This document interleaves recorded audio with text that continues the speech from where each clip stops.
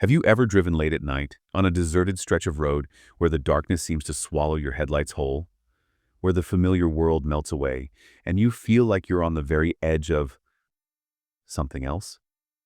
We tell ourselves these are just feelings, tricks of a tired mind, but what if just once that feeling was real? What if the veil between our reality and the truly inexplicable thinned, just for a moment? Welcome to Living Witness, the podcast where we delve into dramatized, real accounts of individuals who have encountered phenomena that defy easy explanation. We step into their shoes, hear their stories, and explore those moments that shatter the ordinary. Tonight, we journey to the vast, dark expanses of rural Texas with a man named Eric. After a grueling double shift, Eric was on his way home, battling exhaustion on a lonely highway. His only companions were the hum of his engine and the distant stars. But what began as a weary drive into the familiar comfort of night quickly spiraled into an encounter that would leave him questioning the very fabric of his reality. Eric's testimony takes us from a faint, curious flicker in the sky to a confrontation with an object of impossible scale and movement, an entity that seemed to observe him as much as he observed it. It's a story of profound darkness, eerie silence, and the chilling weight of the unknown. Prepare to hear Eric L's account of the night his abstract comfort was shattered.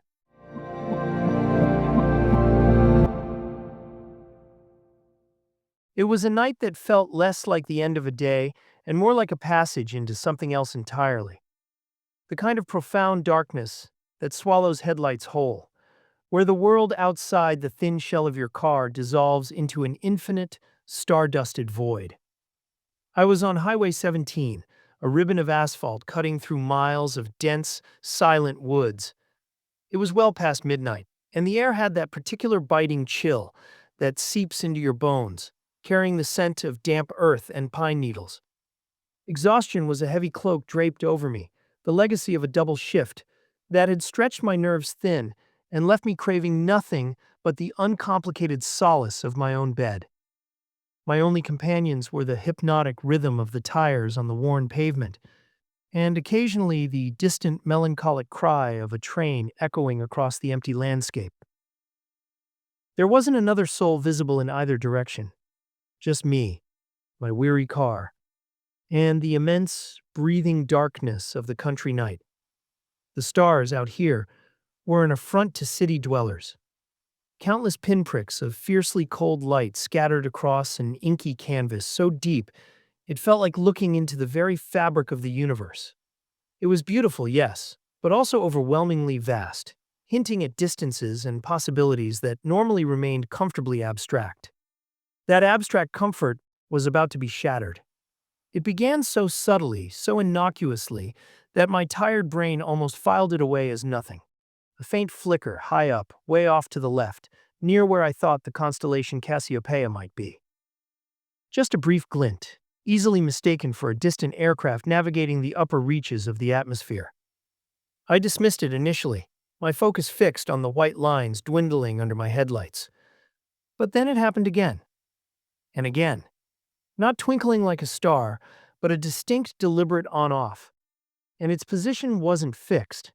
It was moving. I kept my eyes on the road, but my mind was snagged. It wasn't moving like a plane, too erratic. Not like a satellite, too fast, too jumpy. It would dart, stop dead in the air with an instantaneous halt that defied inertia, then zip off in a new, impossible direction. There was no sound I could detect over the steady hum of the engine, no telltale jet wash or propeller noise, no blinking navigation lights, just that single, unwavering point of light playing tag with the distant stars. A prickle of unease, sharp and unwelcome, started to crawl up my spine. My grip tightened on the steering wheel. This wasn't right, not right at all. My foot eased off the accelerator, the car gradually slowing. My gaze was fixed upwards now, trying to track the impossible movements of that single, silent light. As I stared, squinting, the light began to do something even stranger. It wasn't a single point anymore. It seemed to elongate, to spread, resolving itself into not one light, but several. They were arranged in a distinct geometric pattern, hard to define precisely from this distance, but clearly not random. Triangles, perhaps? Or something more complex. shifting and reconfiguring even as I watched. The light itself was different now, too. It wasn't just brilliant, it had an internal quality, a shimmering luminescence that felt both intensely bright and strangely muted, somehow contained. The pattern solidified, held its shape for a moment, then fluidly transformed into another configuration. My breath hitched. This wasn't technology I recognized.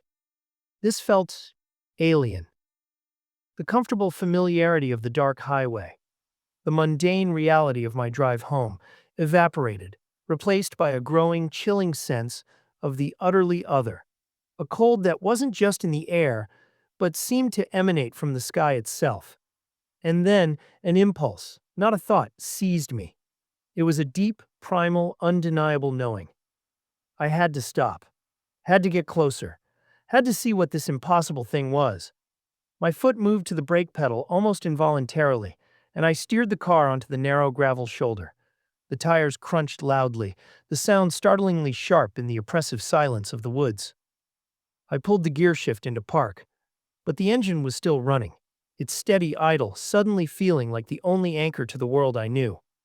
It was a lifeline I instinctively wanted to cut. My hand reached for the ignition, trembling slightly, and I turned the key.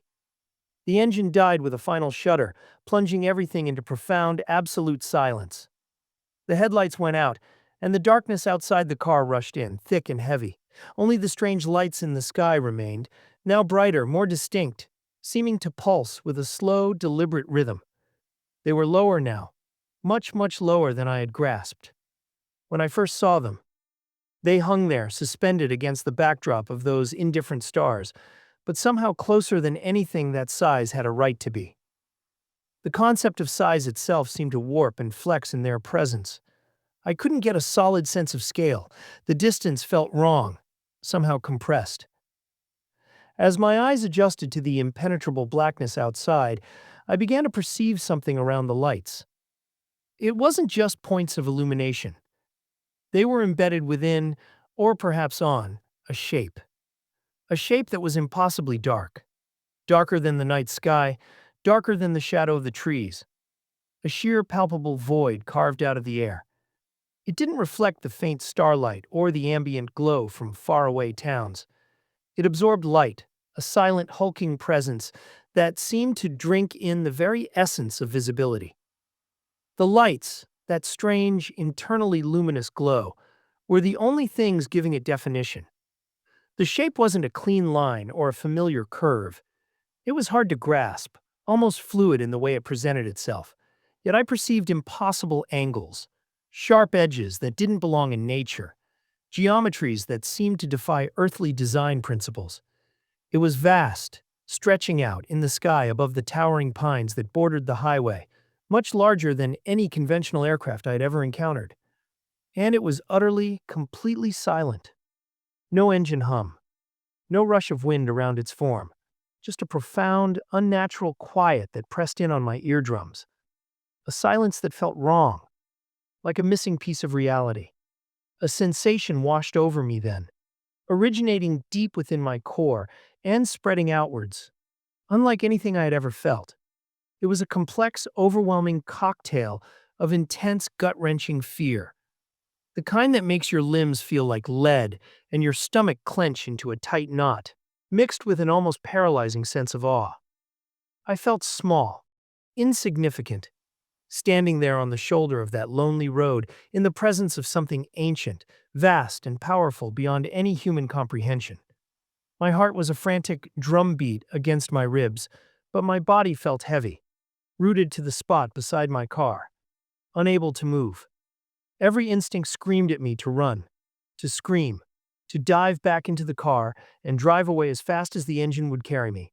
But I couldn't. It felt as though an invisible, immense weight was pressing down on me, holding me captive, a fly caught in amber, frozen in that single, terrifying moment. The lights on the dark object intensified further, pulsing now with a slow, steady, rhythmic beat that seemed to resonate not just in my eyes, but deep within my very bones, a physical vibration that felt both unnerving and mesmerizing. The pattern shifted again, reforming into configurations that seemed both deliberate and utterly meaningless to my human mind. A line, a triangle, then something complex and multifaceted that I couldn't even begin to name or describe with terrestrial terms. As the lights pulsed, I felt a strange, growing sensation in my head. A dull pressure behind my eyes, like a building headache that never quite broke.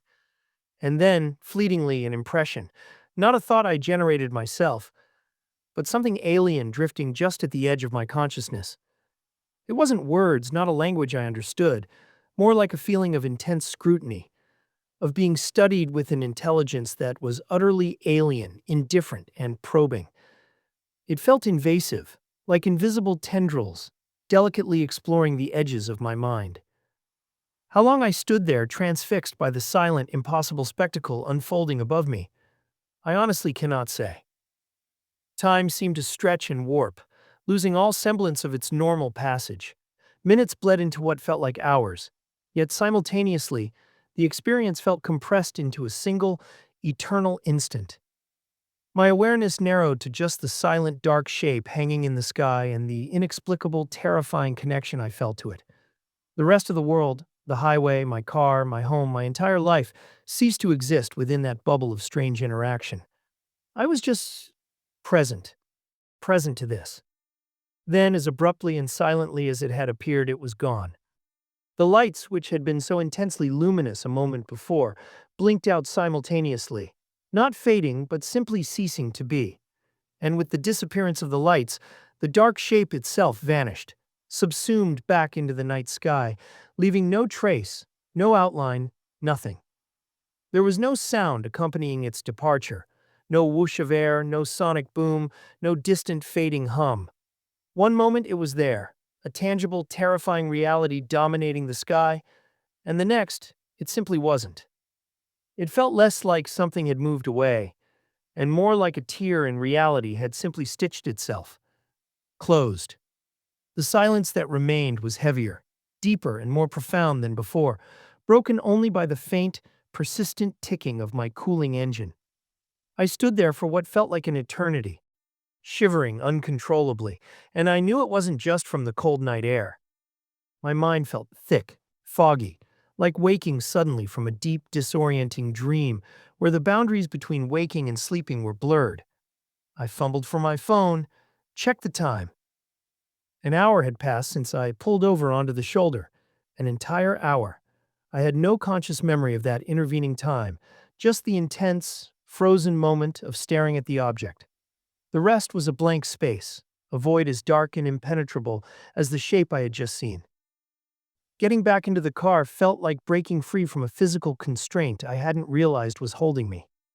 My limbs were stiff, my head ached with a dull, throbbing pain behind my eyes, and the world outside the vehicle looked subtly, unsettlingly different. Sharper in detail, perhaps, or maybe just less real, like a stage set. Driving the rest of the way home was a blur of heightened anxiety. Every shadow seemed to writhe.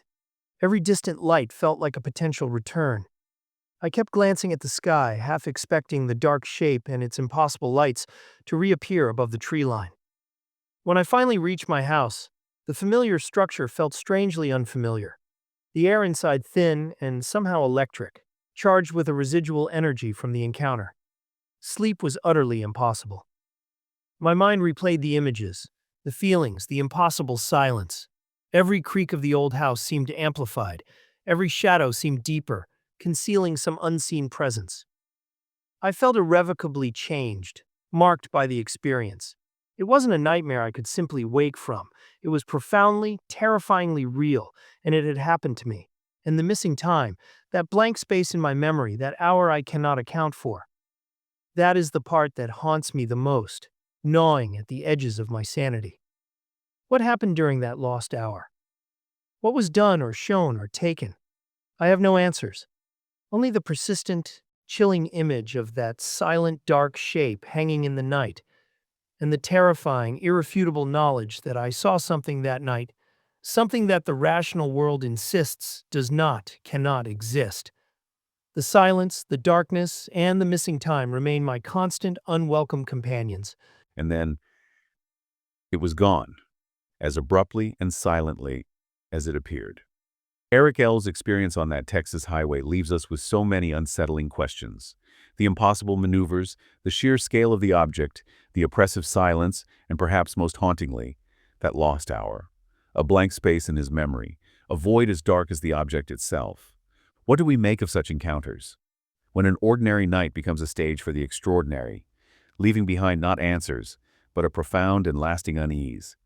Eric's unwelcome companions, the silence, the darkness, and the missing time, serve as a constant reminder of something that the rational world insists cannot exist. We thank Eric for sharing his deeply personal and unsettling story with us. His courage in recounting such an experience helps us all to ponder the mysteries that may lie just beyond our perception. If you've had an experience that defies explanation, one that has stayed with you, we invite you to share it with us. Visit our website at lwpodcast.com to learn more. And for those of you who want to delve even deeper into these mysteries, we invite you to join Living Witness Plus. As a Plus member, you'll get an extended version of today's show, meaning you'd hear more from stories like Eric's, going further into the details and analysis beyond what you've just heard. Plus, you'll receive an exclusive bonus episode every Friday, content available only to our paying members. But that's not all. You'll also gain access to our private members-only chat room, where you can discuss episodes, share your own theories, and connect with fellow enthusiasts and even us. We also love to give our Plus members shout-outs on the podcast. And of course, you'll automatically reap the benefits of any new features, bonus content, or even new shows we create down the line. To become a Living Witness Plus member and unlock all these benefits, head over to lwpodcast.com or click the link in our show notes. It's the best way to support the show and get even more Living Witness content. Join us next time on Living Witness as we continue to explore the inexplicable, one testimony at a time. Until then, keep looking up. You never know what you might see. For our listeners on the free feed, we'll be back next week with another compelling account from someone who has stared into the inexplicable. We hope you'll join us then. However, for our Living Witness Plus members, please stay right where you are. Your journey into the unexplained isn't over just yet. We're about to take a deeper dive, offering you exclusive content that continues from what you've just heard. After this very quick break, we'll be back with that Plus-only segment, exclusively for you.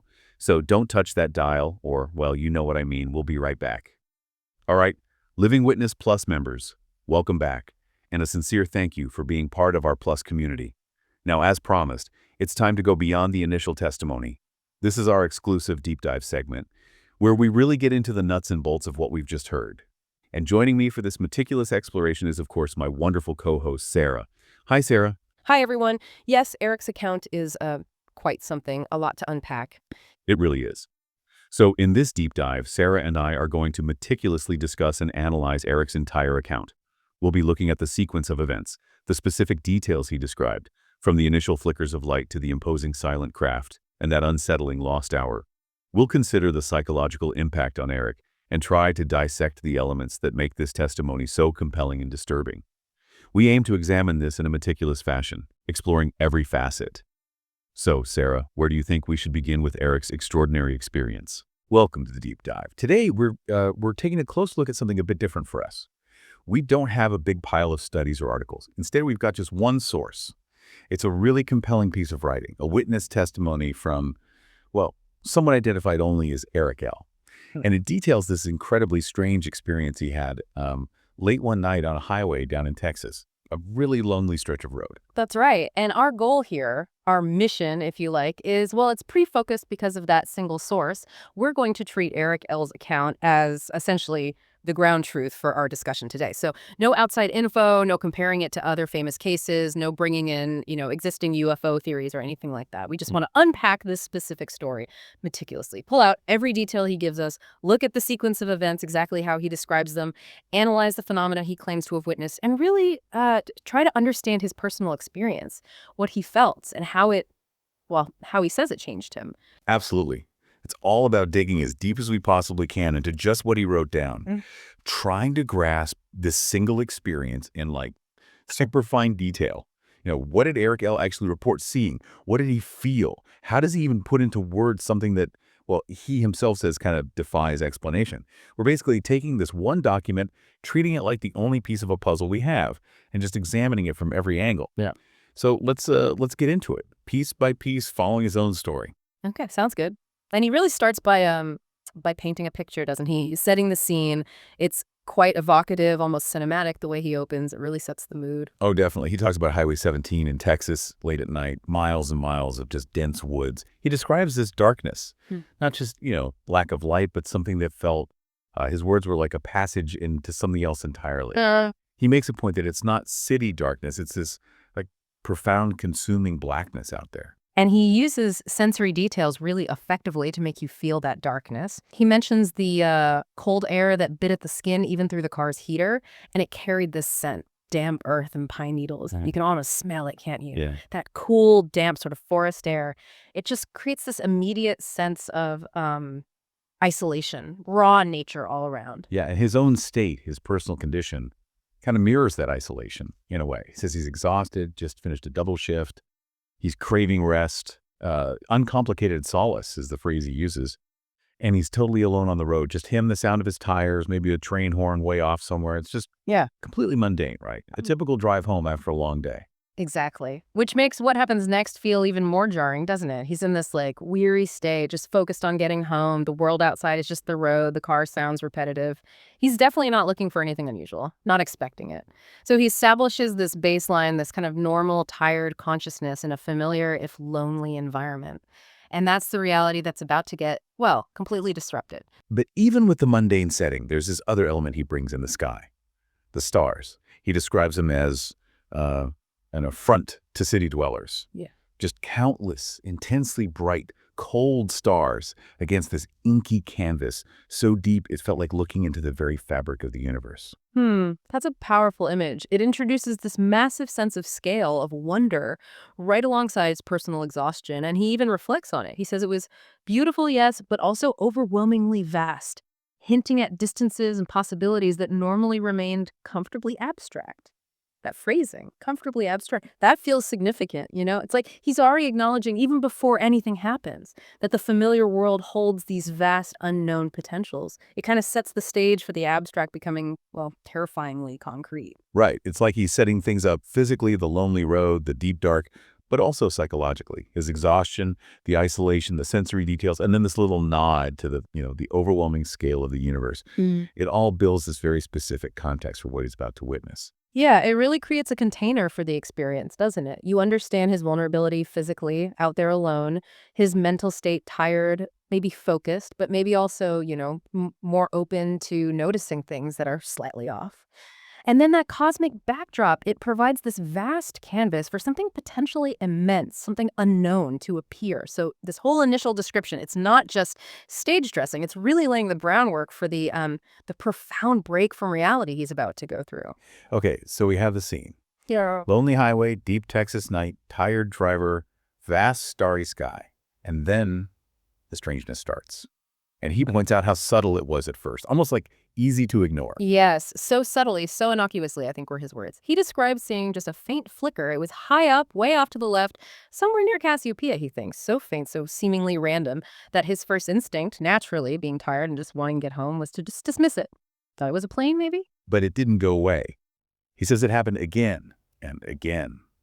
And that repetition, that's where the first hint of something weird came in, the first crack in the ordinary. Because it wasn't twinkling, like a star. He says it had a distinct, deliberate on-off cycle. That distinction is really key, isn't it? Twinkling stars, that's just our atmosphere messing with the light. Aircraft have specific lights, blinking or steady regulated patterns.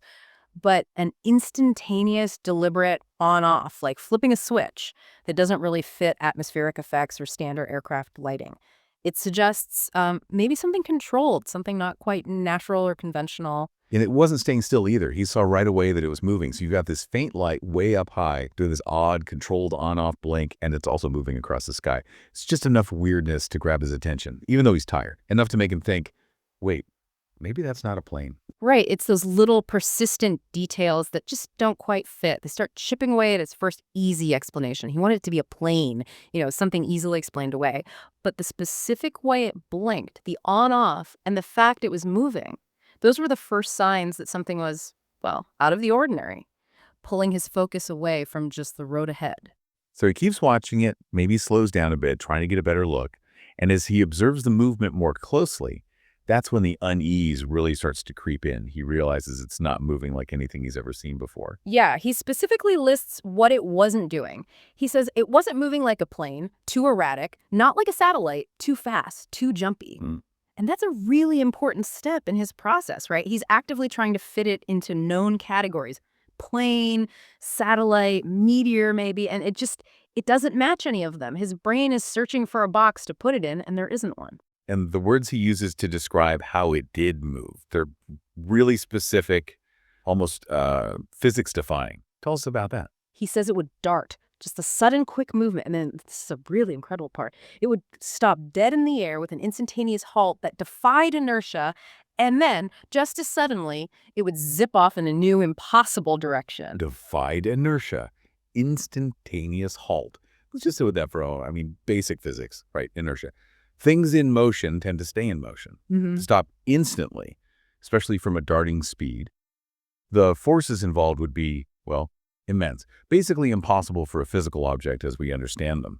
For something to stop dead instantly and then immediately accelerate instantly in another direction. That just completely breaks the rules of physics on a macroscopic scale. Exactly. He's not just saying it moved fast or weirdly.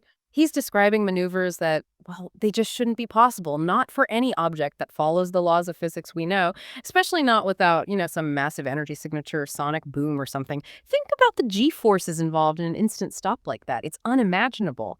Yet, that's the kind of impossible, abrupt motion Eric L. says he saw. And adding to the strangeness, he notes there was absolutely no sensory feedback to go with it. You couldn't hear anything over his car engine, sure, but you'd expect something from an object moving like that, right? No jet engine roar, no propeller sound, not even the whoosh of air you'd expect from something darting around at speed. And visually, it was still just that single, unwavering point of light. Right. No standard navigation lights like you'd see on any plane, blinking red and green or whatever, just that one single light source performing these physically impossible maneuvers and doing it in complete silence. So it's this combination, the visual behavior that defies physics and the total lack of expected sound or other signals that really deepens the mystery. It's not just what it did, but also what it didn't do that makes it so profoundly strange. So he's there, driving, watching this silent, single point of light doing impossible things in the sky. How does witnessing this impossibility start to affect him personally? Well, that initial nagging feeling, that dismissal, it definitely escalates into something more. He describes a prickle of unease, sharp and unwelcome. And then, my grip tightened on the steering wheel. This wasn't right, not right at all. So it moves from just observing something odd, intellectually, to a physical, gut-level reaction, a visceral response. His body is starting to react instinctively, recognizing that this isn't just weird, it feels fundamentally wrong. Maybe even threatening, not just to him physically, but to his whole understanding of how things are supposed to work. Yeah, he's definitely shifting from, that's weird, to, okay, something is deeply, deeply wrong here.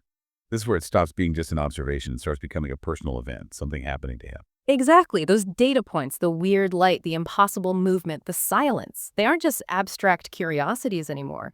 They're immediate signs of a major disruption happening right there, right outside his car. And his physical reactions, the tight grip on the wheel, that prickle of unease, they really show that transition. He's no longer just a detached observer. He's someone caught up in something that's quickly becoming terrifying. So as he's watching this silent, erratically moving light, maybe slowing the car down now, really focused upwards, Yeah. the light itself starts to change. Yes, this is a major shift. It stops being just that single point. He says it began to elongate, to spread, and then it resolved itself into not one light, but several. So the visual presentation of the phenomenon itself is transforming. And these new multiple lights, they weren't just randomly scattered. He says they formed a distinct geometric pattern. Even though he was seeing it from a distance, he could tell it wasn't just a random cluster. There was structure there. He struggles a bit to pin down the exact shape, right? He speculates triangles, perhaps, or something more complex, and he adds that it seemed to be shifting and reconfiguring even as I watched. Okay. So maybe the pattern wasn't entirely fixed even then, or maybe it was just hard to resolve clearly from his moving car. But the key thing is structure. Deliberate arrangement, not random points. And he also notices a change in the light itself, not just its arrangement, but its quality. It wasn't just like bright white anymore. He describes it having an internal quality, a shimmering luminescence. But then he has this strange contradiction that felt both intensely bright and strangely muted. somehow contained. That's a really fascinating description, isn't it? Internal quality, suggesting the light came from within whatever this thing was, not just reflections or surface lights. Shimmering luminescence gives it a dynamic, maybe energetic feel. But then, intensely bright and strangely muted, somehow contained. That's the paradox. How can something be intensely bright, but also muted and contained? It's like the light source was incredibly powerful, but being actively controlled, maybe shielded or dampened somehow, perhaps so it didn't light up the whole object or the surrounding area too much. It's very specific and unlike how we usually describe light sources. So, okay, it's evolved. It's no longer just a weird light. It's now a structured phenomenon, maybe triangular or more complex, with multiple lights that have this strange, internally generated, contained quality. This seems like a big step in his interpretation, moving away from just weird aerial thing towards something else. Absolutely. It's that transition from an ambiguous anomaly to something that feels or appears artificial, structured. The geometric pattern, the controlled nature of the light, it strongly implies design, doesn't it? And maybe intelligence behind that design. And then the pattern doesn't just stay there, it changes. He says it solidifies for a moment, holds a shape, and then it fluidly transforms into another configuration. Yeah, this is huge. A pivotal moment in his account. The fact that this structure, these lights, could change their fundamental geometric arrangement, fluidly shift from one pattern to another, that's incredibly significant. It suggests something beyond just a solid object with lights fixed on it. It points towards maybe a dynamic structure, something reconfigurable, maybe something not even entirely solid in the way we think of solid matter. And seeing this fluid transformation is what flips the switch for him. His reaction is physical, immediate, my breath hitched. And then that internal thought, that realization hits him. This wasn't technology I recognized. This felt alien. That's the moment. That's the leap. The impossible movement started the unease, definitely. But it was seeing this geometric structure fluidly change its shape that cemented the alien idea for him right then and there. He concludes, okay, this isn't ours, not earthly tech, not even super advanced secret stuff as he might imagine it. This dynamic shape-shifting. That's the piece of evidence, from his point of view, that pushes it over the edge into the realm of the completely unfamiliar, the other. And that realization that he might be looking at something genuinely alien, it just shatters his reality right there on the highway. He says, the comfortable familiarity of the dark highway, the mundane reality of my drive home evaporated. It's the psychological impact, isn't it? Facing something that just fundamentally contradicts your whole understanding of what's possible. The other isn't just physically up there, it's disrupting his internal world, his sense of normalcy. His mundane reality gets replaced by what he calls a growing, chilling sense of the utterly other. And that chill. He says, it felt like it wasn't just the cold night air anymore. It felt like it was coming from the sky, from the phenomenon itself, linking that subjective feeling of otherness directly to the object's presence. And then comes this really unsettling decision, or rather compulsion, to stop the car. He describes it very clearly. Not a conscious thought process, but an impulse, a deep, primal, undeniable knowing. Yeah, this wasn't him thinking, maybe I should pull over for a better look. It's described as an imperative, a drive that bypassed his rational mind. I had to stop, had to get closer, had to see what this impossible thing was. The source of that feeling is, well, it's ambiguous in his telling. Did it come from inside him, just an overwhelming reaction? Or was it some kind of external influence? His wording leans towards an internal knowing, but the sheer force of it, the compulsion, is really striking. And his body just does it, almost like it's not him driving anymore. My foot moved to the brake pedal almost involuntarily, and I steered the car onto the narrow gravel shoulder. It sounds less like a choice and more like obedience. That involuntary aspect is key. But the act of stopping, even under compulsion, it briefly reconnects him with the normal world. He mentions the sound of the tires crunching on the gravel, startlingly sharp in the oppressive silence. It's the sudden, loud, ordinary sound, a brief anchor back to physical reality, contrasting sharply with the silent, impossible thing he's focused on. So he pulls over, puts the car in park, engine's still running. And he describes that running engine as feeling like the only anchor to the world I knew, his connection to normalcy. And then he feels this urge to cut that anchor, to turn the engine off. Which is a really curious detail, isn't it? Why turn off the engine? I mean, logically, in a scary situation on a dark road, you'd want the engine running, right? Heat, light from the dash, the sound, the ability to escape quickly. Turning it off seems totally counterintuitive. Maybe he felt the noise was interfering, or maybe the presence of the object just demanded silence, or maybe it was part of that same compulsion. He notes his hand was trembling slightly as he reached for the key. It really highlights the fear and tension behind that simple action. He turns the key. The engine shudders and dies. And then silence. He calls it profound absolute silence. And his headlights go out automatically. Darkness just floods in thick and heavy. It's like he's deliberately stripping away all the familiar sensory input from his car, from his normal reality. The silence isn't just quiet, it's profound, absolute. The darkness isn't just absence of light, it has weight, it's thick and heavy, it rushes in. He's basically maximizing his own sensory exposure, maybe vulnerability, preparing himself fully for whatever this thing is, in total silence and darkness. Okay, so car's off, lights are out, the familiar world is shut down. All that's left is the sky and those strange lights. And now, standing outside the car maybe, or just sitting in the profound dark, his perception of them changes again. Yes. He says they seem now brighter, more distinct, and they've started pulsing with a slow, deliberate rhythm. This pulsing adds a new element, maybe hinting at that resonance he feels later. And crucially, his sense of their position shifts. He realizes they are lower now, much, much lower than I had grasped when I first saw them. Oh. Cluster. They're just hanging there against the stars, but he gets this weird feeling about scale and distance, like they're somehow closer than anything that size had a right to be. That's a really interesting distortion of perception. It pops up sometimes in these kinds of accounts. The object's presence seems to mess with the witness's normal spatial judgment. He says it explicitly. The concept of size itself seemed to warp and flex in their presence. I couldn't get a solid sense of scale. The distance felt wrong, somehow compressed. He just can't reconcile how big it looks with how close it feels. It's like it exists slightly outside our normal rules of perspective and distance. And as his eyes fully adjust to the pitch blackness, now that the car headlights are off, he starts to see something else, something around the lights. This is the moment the lights stop being just lights in the sky and become like markers on something. Exactly.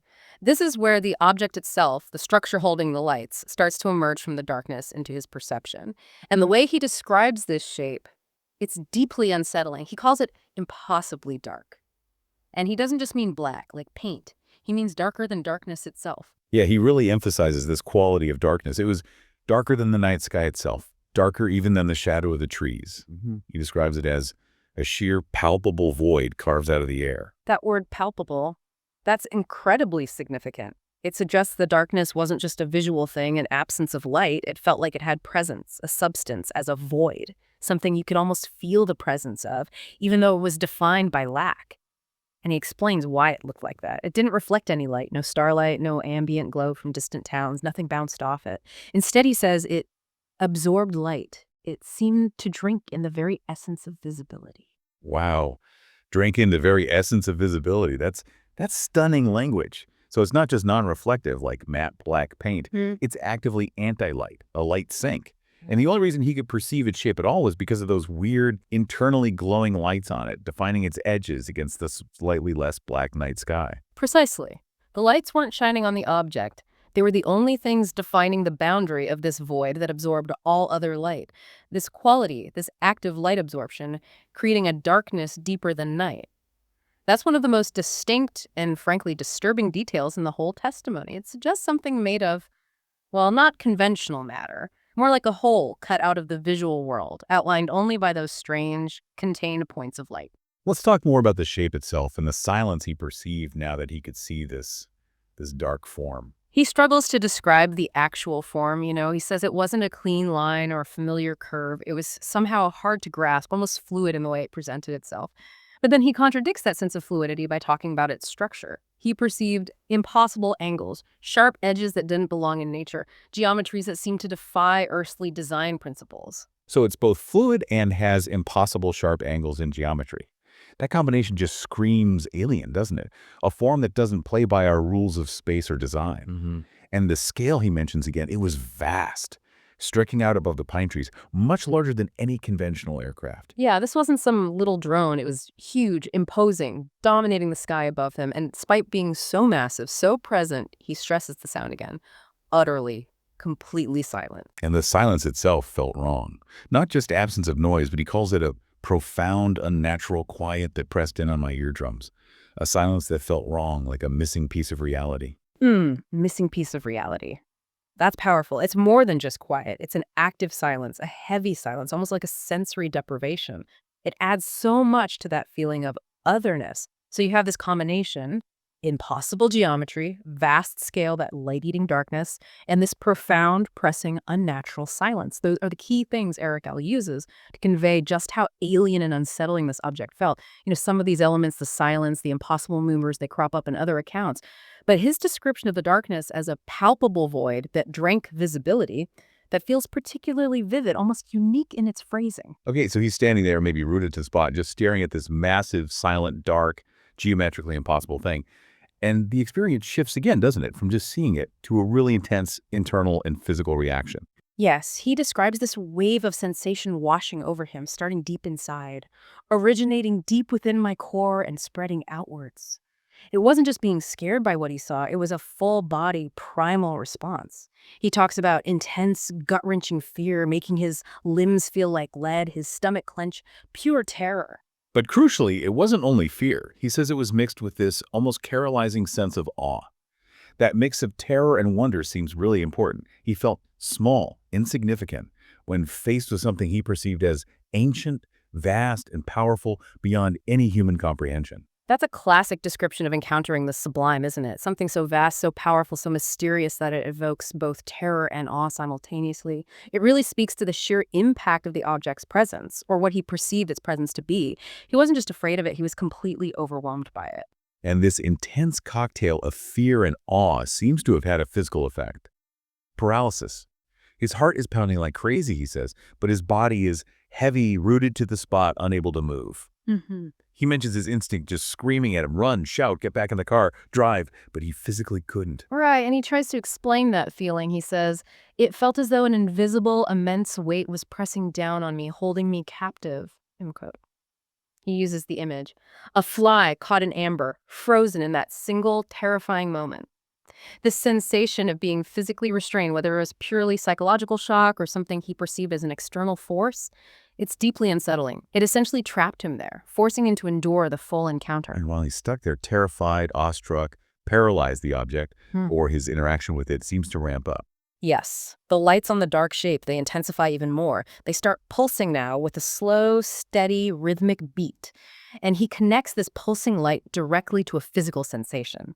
He says it seemed to resonate not just in my eyes, but deep within my very bones, a physical vibration that felt both unnerving and mesmerizing. Wow, a physical vibration deep in his bones linked to the light. That's a very specific and strange detail. And the patterns formed by the lights, they start shifting again. He says they were reforming into configurations that seemed both deliberate and utterly meaningless to my human mind. He sees a line, then maybe a triangle, then something else, complex and multifaceted, that he just couldn't grasp or describe. It reinforces that idea of an intelligence at work, displaying complex, changing geometry, but doing it in a way that's completely alien, incomprehensible to human logic or pattern recognition. It's like a display, maybe even communication, but in a language his mind just couldn't translate. And right alongside this visual display, he starts feeling something new, physically, in his head. A strange, growing sensation, a dull pressure behind my eyes, like a building headache. And this head pressure seems directly tied to something even stranger, a perceived mental contact. He says, and then fleetingly, an impression, not a thought I generated myself, but something alien drifting just at the edge of my consciousness. This is a really crucial subjective claim, the feeling of a mental intrusion.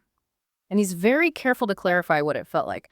Not words, not language he could understand, but more like a feeling of intense scrutiny, of being studied. He felt the intelligence behind it was utterly alien, indifferent, and probing. And that probing felt invasive.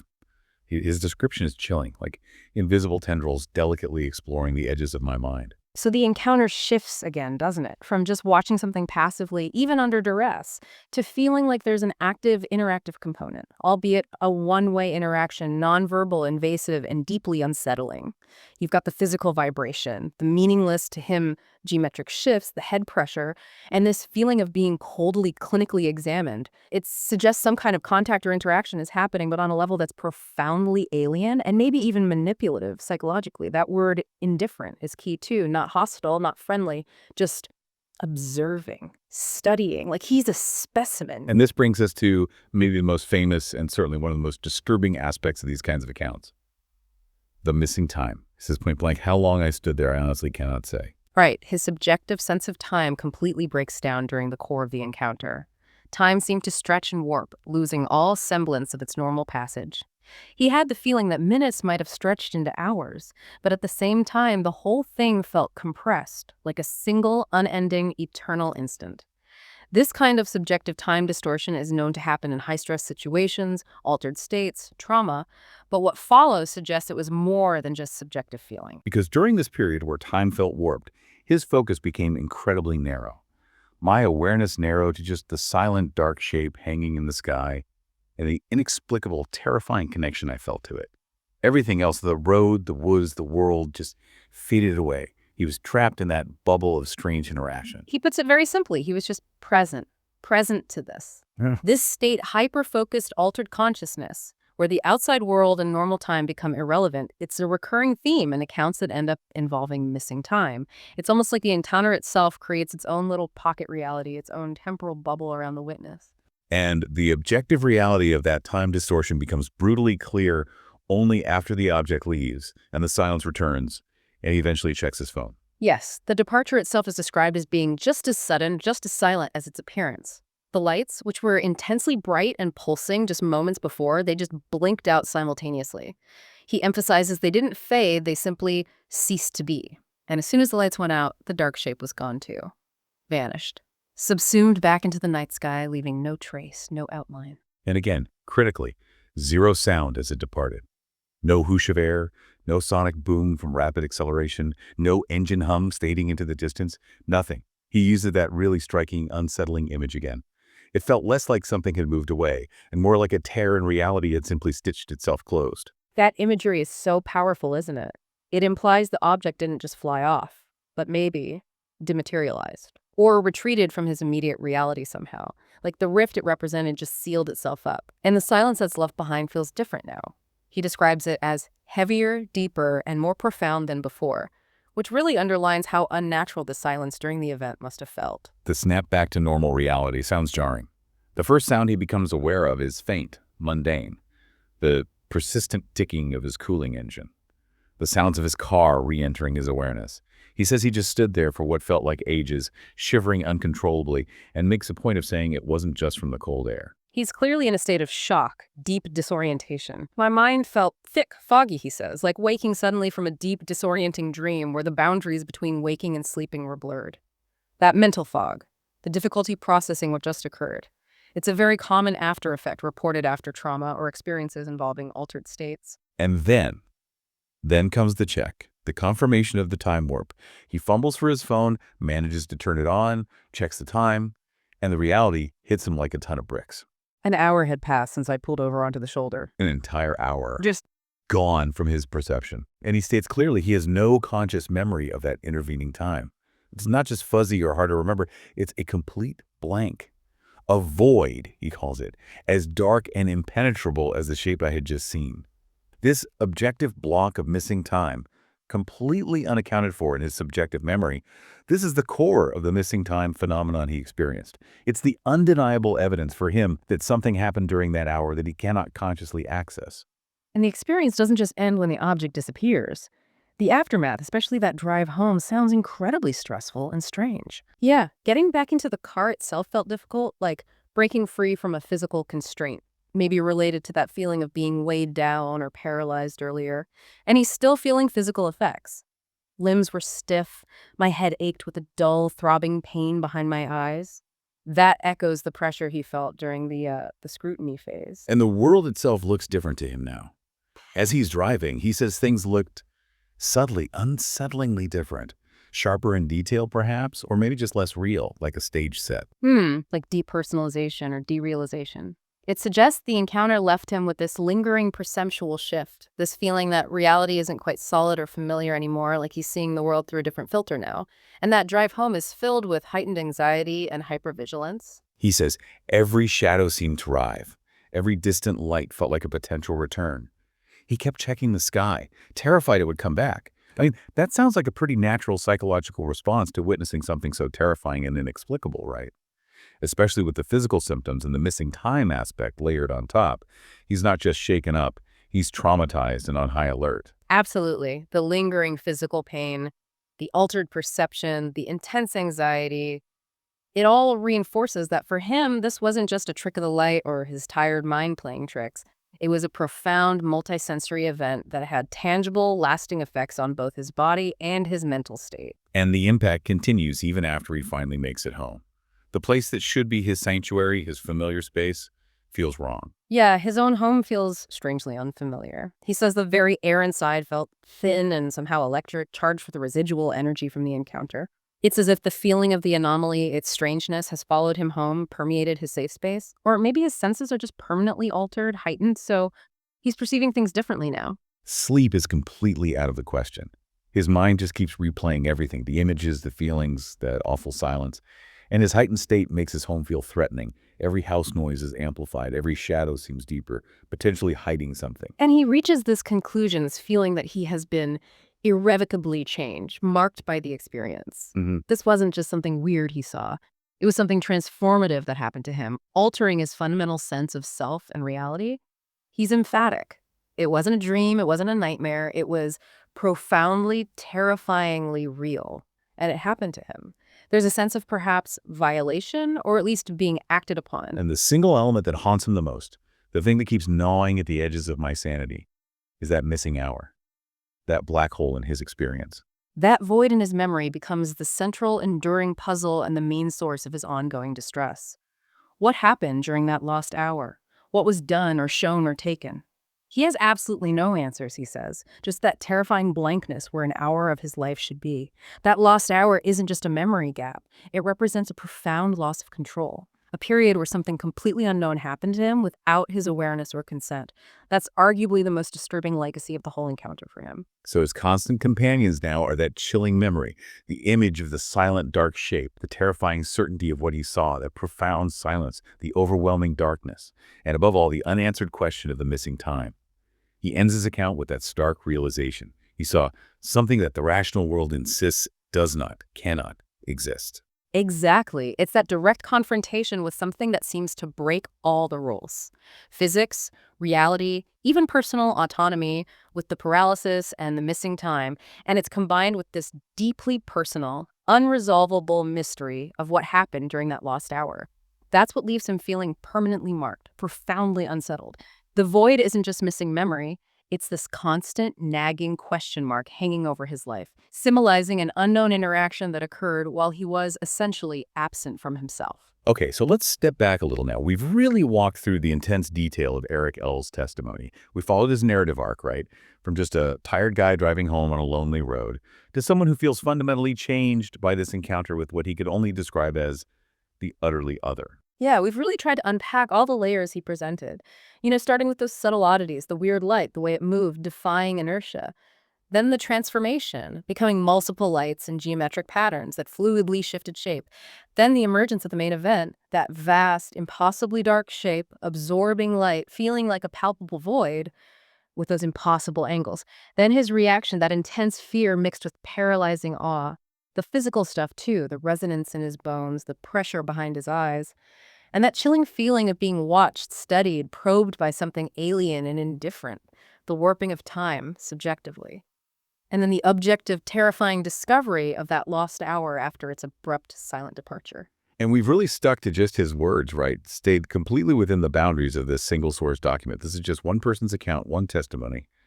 A snapshot of a deeply, deeply unsettling personal experience, analyzed just as he laid it out. Exactly. But even as just one account, it invites you, the listener, to think about so many complex things. The power of his sensory details the smell of pine needles, the feeling of the silence pressing in, the vibration in his bones, the cold from the sky, that feeling of being scrutinized. It's incredibly vivid.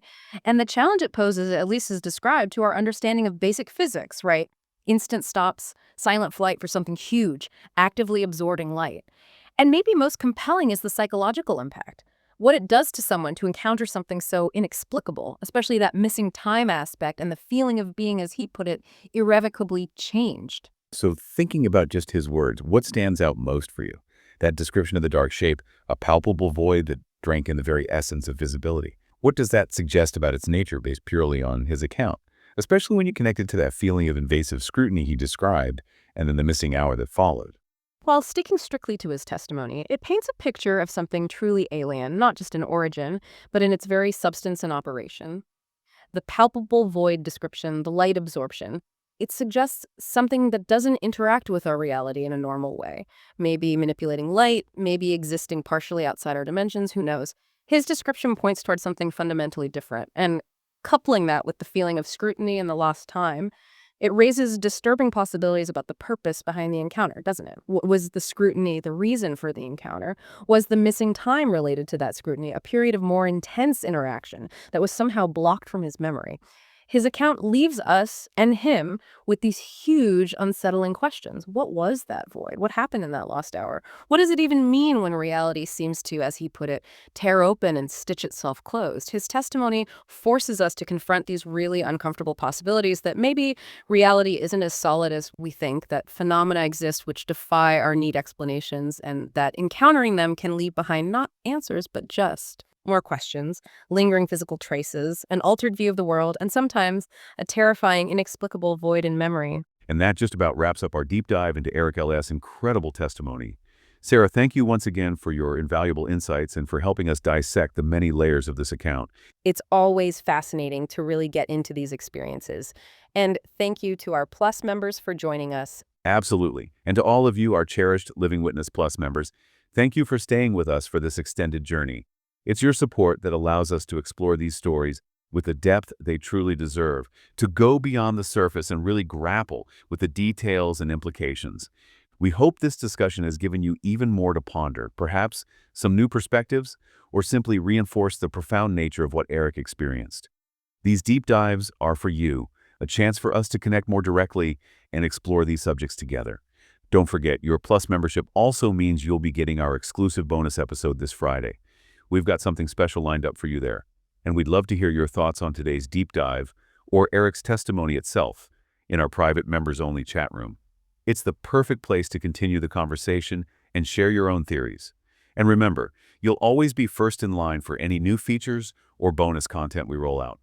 We'll be back with a brand new main episode for everyone next week, but for you, our Plus members, we'll see you on Friday with that bonus content. Until then, from all of us here at Living Witness, stay curious, stay observant, and never stop questioning the world around you. And, as always, keep looking up.